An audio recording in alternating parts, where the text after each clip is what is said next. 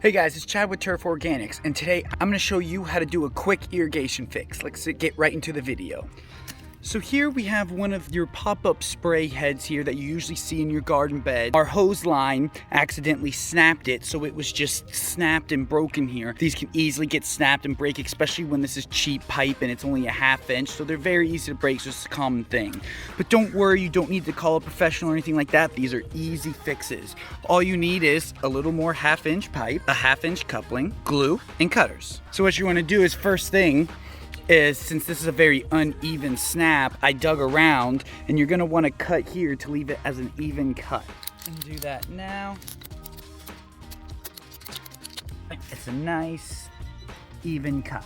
What you're going to do is you want to do the same here. You can see this has been extended or already broken once, so it has a coupling on it. So let's go ahead and cut this. And bam.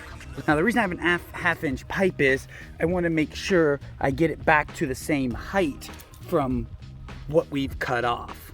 So then what I'm going to do is I'm going to glue the new pipe to the old top that we cut here. And now the best way to do that is, we're going to get our glue, we're going to coat the inside of the coupling, and then we're going to coat the outside of the pipe. That way you're get good coverage, but you don't need too much.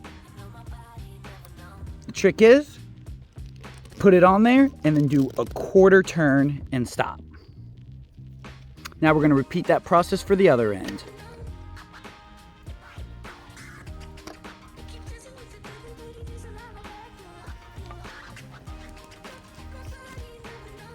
Bam!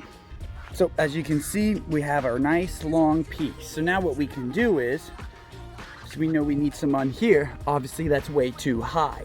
What I'm going to do is I'm going to cut it one more time about right here to make sure we keep the proper height. So now it's look like cut. Now since we did extend it, we actually are going to need an extra ½ inch coupling to connect these pieces. If you were just going to connect it right back, you would only need one. But since this is a customer of mine, I want to make sure I leave it exactly how it was when we were originally here. I'm gonna do 2 couplings to make sure the height is the same. So we're just going to repeat the gluing process here.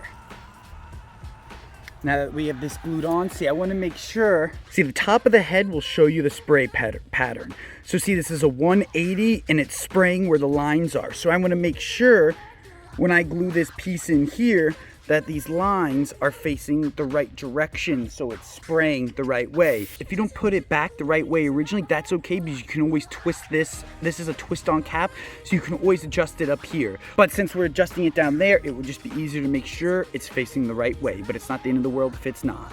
Once again, we repeat the glue process. Glue the inside of the coupling, glue the outside of the pipe here. Make sure that I'm facing the right way. Since I'm doing a quarter turn, I'm going to make sure it's facing out. Stick the pipe in and then turn it my quarter turn and make sure it's facing out. So here's what it looks like now that we're finished. It's got the couplings, it's back in the ground. The spray head is facing the right way onto the lawn, and I'm just going to simply push the mulch back up.